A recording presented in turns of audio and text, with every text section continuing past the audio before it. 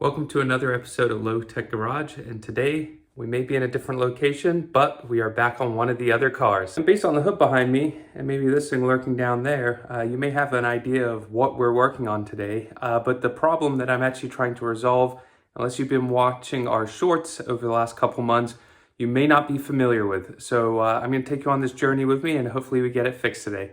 So the Gen 2 Viper right here, pretty iconic door with the little stanchions, and this is the door handle. It's completely electronic, and basically on my driver's door for about the last year, it has ceased to function. So what does that mean for me? It means that honestly I haven't used the car as much because it's been a pain in the butt to get into. I couldn't open it. The window also would not go down or would sometimes get stuck. And honestly, it's kind of frustrating the way you could actually even get into the car. And that way's back here. I would have to pop the latch for the rear hatch here, open it up, and then you can basically reach through, and there's like a little emergency handle I could pull, which would pop the door open. Then I had to catch it with my hand and keep it open so that I could come back around and get in the car. Needless to say, that was really frustrating. And like I said, I didn't really use the car that much, but in 2024, I have some big plans for it. I've also got some parts that are staged and ready to go in as soon as I get this fixed. And so it's gonna be the year of the Viper. So step one was, let's get this door fixed so I can get out there and actually get in and get the car back on the road and enjoy it a little bit before we start swapping some parts out. And this mess right here is actually the culprit. So basically, I've mentioned in a couple of other videos, been extremely busy finishing up the Corvette and also the XJS, kind of behind the scenes, any spare minute, I've been trying to just get a couple of minutes in here to kind of get this moving forward. So I've done some disassembly already, but I'll show you what's wrong. And then I'll show you basically how to get to this in the reverse order. So the pretty apparent thing here, we have 1, 2, 3, 4 wires that are no longer connected. And this is the problem. Basically, this is the door harness right here. And let me cut over and I'll show you where it tucks into. Right here is the hole where it goes into really the dash area. And basically, it is a really tight turn. And the way that when the door articulates, it basically snaps the wires over time. So really the way it's articulating, it's sort of just doing this over and over for 20 years. And then finally the gauge of wire that was used from the factory is quite thin and brittle. And each wire snaps. They almost look like they've been cut, but actually they just break off like that. So I depinned the plug that goes into the harness. This is the best way to get the harness out completely so you get full access to the wiring harness and can properly expose all the wires and the damage. Now I say this because in my case, I've read people that cut the boot to access the wires. I did not want to do that. And equally, when I pulled it back, I couldn't actually see any damaged wires, although I was convinced I had some. So for me, I had to pull the harness out, then I could pull the boot all the way back, and that's when I found the damaged and broken wires. And these here are the beginning of the repairs. I still have many more solder joints to go, so I'll kind of show you that along the way. But basically, I'm soldering in pieces of new wire that are slightly larger gauge and a little more robust. And then because they're longer lengths, I'm going to actually tuck these connections inside the door on each end so that, you know, they're protected and not risking of cracking either. You can see this one I've got stripped already. So this one will be next for soldering. And then we have the fun ones kind of down here in the door jamb that I have to basically connect all these guys up to. And then our gator or boot will get pulled back down. We can start the reassembly process. So let's get this started. We'll also note that actually getting the plug out of the dash for mine was a complete nightmare. It just had not been touched in, you know, over 20 years. And everything I tried, it did not want to come out. So just be prepared for that, especially considering you're upside down under the dash trying to remove it. But needless to say, I'll kind of share that when I start repinning the connector when we get this all done. So right here, you can see we've got the kind of extender added and twisted together. Finding all the different factory wire colors is a little challenging, so I'm just working with what I could find. But I've got this twisted together and I'm going to work on feeding some solder into it now. And before I forget, I've read online, a few people ask, are there certain year harnesses where they're less prone to this? I'm not 100% sure. I would say the jury's out. What I can tell you is my Viper is a 2001, so it's actually the year right before the last model. They stopped making these in '02. So in the entire production run, I'm almost last model year, and this still happened. My car also, it's got just under 30,000 miles. So by Viper standards, a decent amount, but certainly not high mileage. And this still happened. So I would say from my experience here that most likely any Gen 2 Viper, especially the GTS, is quite likely prone to this. But certainly drop your comments below if you know of a kind of replacement harness, or if there's something that can be done where you can put like a factory harness in without these little repairs. Because for me personally, if I could find a perfect harness to put in that isn't going to do this in another few years, I would definitely go that way as well. And there, with a little movie magic, we have all 4 extenders wired in. So now I'm going to try and basically work the gator down a little bit. And then we have to connect these up with the harness that is going to get tucked back into the door. So this will take me a few minutes. I have to strip obviously the ends of these wires, get everything lined up to go back basically down right in here. So these are gonna get stripped back. We're gonna repair it and then basically tuck those down so that they're kind of out of the way of getting pulled and tugged around, and they're safe inside the door for the future. And for those that are wondering what I'm using for the soldering, got this handy little soldering kit. It's been used a ton on my Mustang. Basically all the standalone harness I used this for, it was great. And yeah, really good. So what I'll do is I'll drop a link in the description below for anyone that might be interested in that. Can't speak highly enough of this. I think it was only like 40 bucks too. So definitely got my money's worth out of it already. Repairing these guys is definitely gonna be the test of your patience. Just using the solder clamps to kind of hold everything in place and carefully get it soldered in kind of a precarious location. To be honest with everyone, I was hoping I could actually get the harness out of the door completely, but it is really in there. There's tons of little clips and clamps, and I thought, you know, I'm gonna do more damage than good trying to not only unplug everything, but all the little cable ties that hold everything out the way. Basically, you know, if I break those, then I'm going to have maybe a sagging harness in there that could get caught on the window, something like that. And honestly, that's why I'm opting to repair with the harness in the car for the most part. So just thought I'd share that. Some of you might have better luck with the clips and clamps, but for me, like I said, I really was trying to mitigate doing more damage. And with that, I guess I'll hop back to getting these last 4 soldered up, and we can work on kind of getting this put back together. All right. There you have it. It's a little tedious. Made myself a little door prop here. Keep the door open. But we are all repaired. Come down here, all nicely sealed up.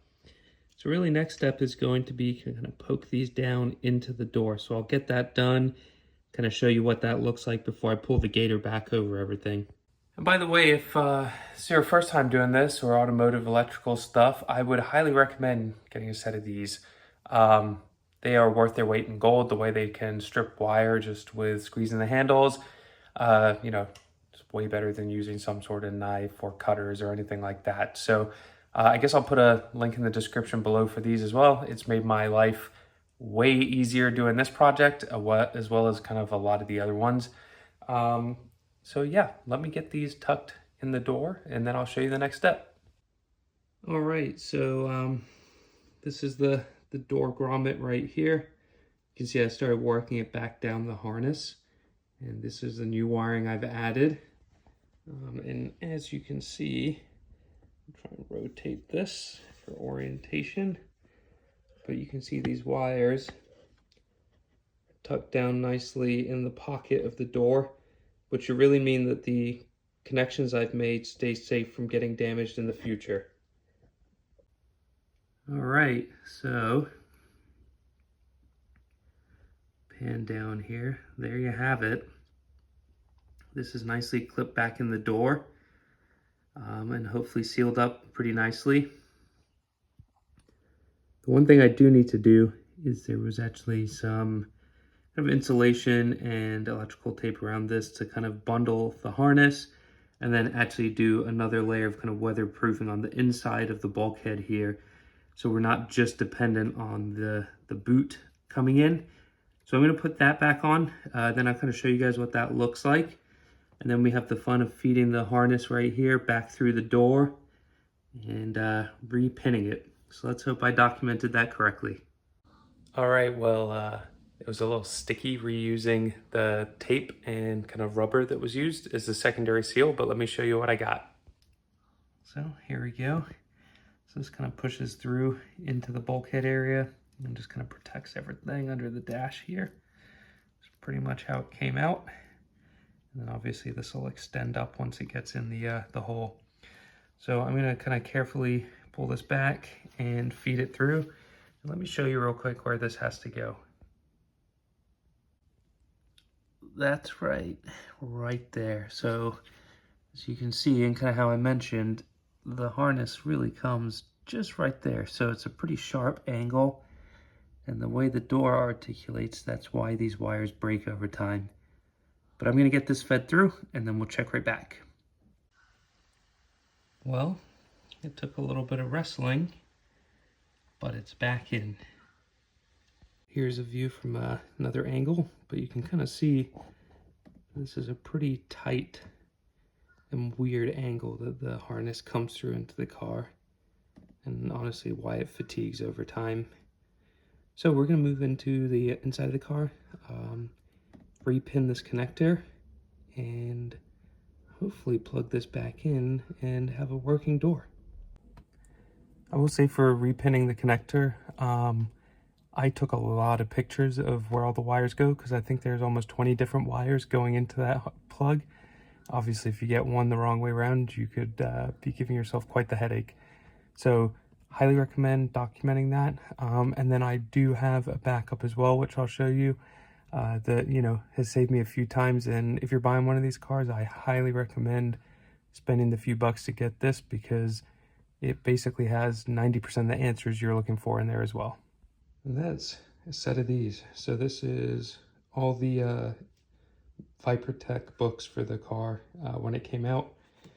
So I found this set on eBay, but it got the body diagnostics, the main service manual, chassis diagnostics, and powertrain diagnostic procedures. I think I paid under $100 for all of these, and it has been super useful when it's come to maintaining this so far. So it's a little dark down here in the footwell, but I did section these harnesses off in like the top and bottom for the plug, which I got it here in my hand. So now I need to repin this. I did take as many pictures as possible with, obviously we can see the numbers here. And we know all these go on one level and these go on the other. So I'm gonna repin this plug and then yeah, we'll snake it back through the dash and get this thing plugged in. So I'll check back once it's repinned. Sorry if the lighting's not great. Got a little flashlight down here, but we have it all repinned. You can see quite a lot going on here. And this right here keeps all the pins in place. So I'm gonna snap that in, hopefully. Oh, might need two hands for that. Oh, there it goes. And now, moment of truth. Plug this guy into this guy. And let's see if the door comes back to life. Be back in a second.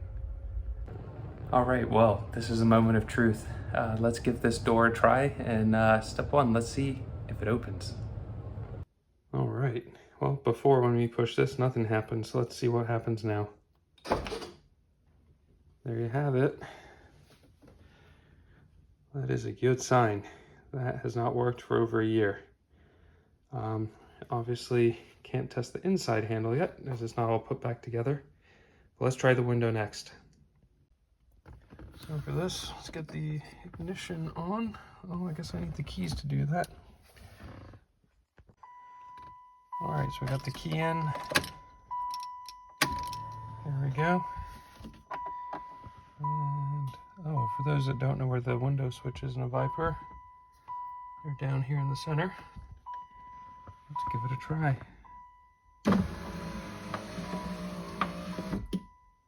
Well, I'd say that's promising too, because that equally has not worked in about a year. Well, I'd say that's pretty awesome. Definitely a little tedious to get that all done, but I have a working door. I can get in, I can put the window down. That has not happened in a while. So I need to put the plug, tuck it back up, and then there's some reassembly. I'll show you guys. I had to take some of the stuff out from underneath the dash to get to where this plug is, so I'll kind of show you where that is, because if you're going through this procedure, you're going to have to drop this out the way to access the harness for the door as well. So let me show you that now. So here's the lovely green door harness.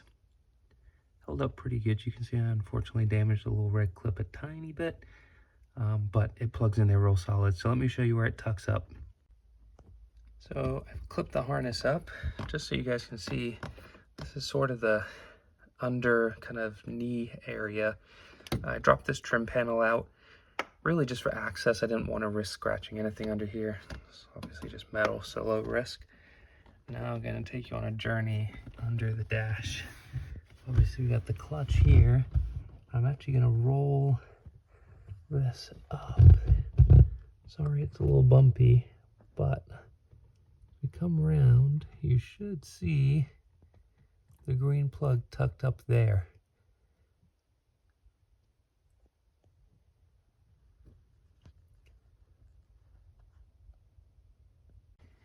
And to give you some idea kind of where in relation that is located, again, sorry if the lighting's a little off here, but these two holes you can kind of see here behind the fuse panel. This is where the plug clips into. So it's right on the back of here. You can kind of pull it out and down, and that's how you access it. All right, well, it's been a little bit and a little bit of a break in the filming, and the eagle eye viewers might notice that actually I am back at the shop and the Viper is here with me. So long story short, I've brought it over here to do some more work. That'll be a separate video. But let me wrap up where I landed with fixing that wiring in the door real quick. I think the last thing I showed you was just getting that harness plugged in, and I want to show the one piece of trim that I removed so you could get to that. Because like I mentioned in the beginning of the video, I did not show kind of how I took everything apart. So I just want to show the other piece I removed so I could get access there. And that part is the knee bolster. And I think it's held in with about 5 or 6 screws.